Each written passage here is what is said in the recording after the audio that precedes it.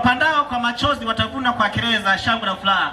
Tukapande sasa tarehe 29 Oktoba, tutaenda kuvuna matokeo mengi kwa viongozi wetu haya. Lakini kubwa zaidi kuliko yote, nilikuwa naongea na Kabera pale kwamba namna ambavyo Ferguson Aaron Masasi ana moyo wa uzalendo. Ameanza kuhudumia matamasha toka 2025 kwa kuinua vipaji vya wananchi.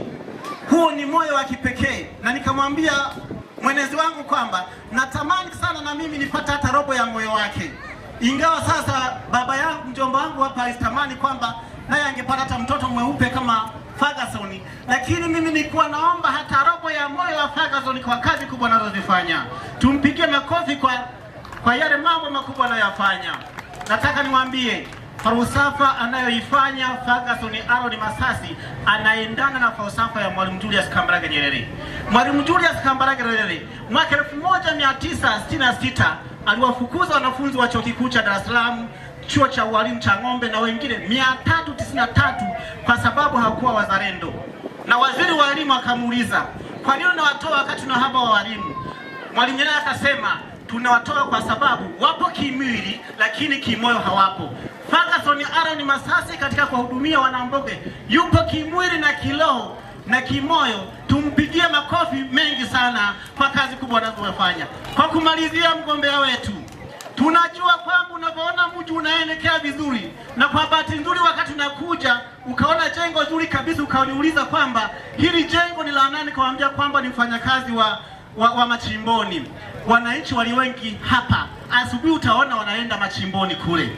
Na kwa bahati nzuri umerahisishiwa sana na serikali ya Chama cha Mapinduzi kupitia sheria ya madini sura 123 kifungu cha 129 kimewaletea kinga wenye mashamba kwamba wenye shamba wasinyanyasike, na ikitokea kwamba mwenye leseni amekuja, lazima kutakaa tungwa ya kiufundi ambayo inamhusisha RMO ili haki zao zipatikane. Na kwa bahati nzuri umeshaanza kuhangaika kuulizia, umeshaanza kuongea na maeneo mbalimbali wa LF Sanja Baduku. Tunajua shauku ambao utaenda kutusaidia katika swala zima la madini. Tumpongeze sana kiongozi wetu. Baada ya kumaliza hayo, nipende basi kuwapa story moja, na mwenezi anakuja hapa, naona ara inatoka. Kuna story moja ya Mzee Kobe na Jogoo. Mzee Kobe alikuwa anaandaa sana. Siku moja alifikiria kwamba atapata wapi chakula. Alipoona kwamba hakuna dalili ya chakula, akaenda kwenye banda la kuku. Jogoo alikuwa anapenda sana kuika kila wakati. Akaenda kumwambia, mwenye banda amesema kesho asubuhi anachukua kuku moja kwenda kumchinja, na hasa atakayewika asubuhi au atakayepiga kelele asubuhi. Kumbe yeye mwenyewe ana njaa. Asubuhi akatoka, kuku wote wameogopa, akachukua mayai yote akaenda kuyara na njaa ikaisha.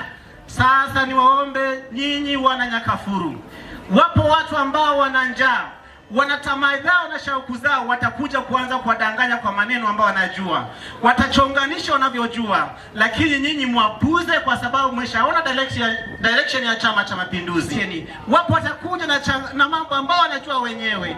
Nyinyi wenyewe tayari mmeshaona mwelekeo wa Chama cha Mapinduzi katika kuhakikisha kwamba kinawaletea wananchi maendeleo. Baada ya kusema hayo, asanteni kwa kusikiliza na Mwenyezi Mungu awabariki. Asanteni sana. CCM oye! Lakini pia watu wa Nyakafuru ni waombe jambo moja. Nafahamu mwaka huu ni mwaka wa uchaguzi. Tarehe 29 mwezi ule wa 10 tunaenda kuwachagua viongozi wetu. Na viongozi wetu tunaoenda kuwachagua ni watu watatu. Tunaenda kuchagua rais wetu wa Jamhuri ya Muungano wa Tanzania, mwenyekiti wa chama chetu cha Mapinduzi. Lakini tunaenda kumchagua mbunge anayetokana na Chama cha Mapinduzi ambaye ni Ferguson Aaron Masasi. Lakini tunaenda kumchagua diwani wetu siku ya tarehe 29. Tujitokeze kwa wingi tukapige mafiga matatu, kwa sababu CCM tuna mafiga mangapi? Matatu. Na tumubishaga na sitawaangusha. Neno buzuri ni kwamba mimi ndo naenda kuingia bungeni nikiwa mtu wa kwanza. Kwa hiyo niaminini ndolihoro shiko na kumanila tu nakoyiza hana twayoseka twatogwa, lakini mimi ninachohitaji ni maendeleo. Lakini Mungu ndo anaandaa kila kitu, lakini na chama chenyewe kimeona hawa watu wanastahili kuja kuwa viongozi. Kwa hiyo niwaombe sana watu wa Shinyanga B, msituangushe tikwaka badogo bana. Lakini ndugu mwenyekiti, ninayo mengi sana ya kuzungumza na watu hawa, lakini kwa sababu ya muda niombe niishie hapa ili taratibu zingine ziendelee. Baada ya kuyasema hayo, mimi nawashukuru sana watu wa Shinyanga, na waahidi tukutane tena baadaye. Mwabeja sana.